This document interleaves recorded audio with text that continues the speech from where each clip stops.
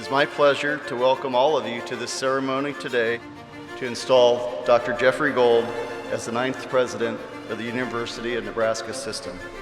We are fortunate to be able to gather here in the People's House on this important day for the University of Nebraska and our state. You know, being the 9th President of the University of Nebraska System is one of the most humbling experiences of my entire career and personal life. He has a drive to be the best. He has a drive for the university to be the best. The university has a certain ability to do things today. It'll be better tomorrow with him in the lead. It'll be better the next day, and he wants to make sure that it always achieves the greatness that it can be.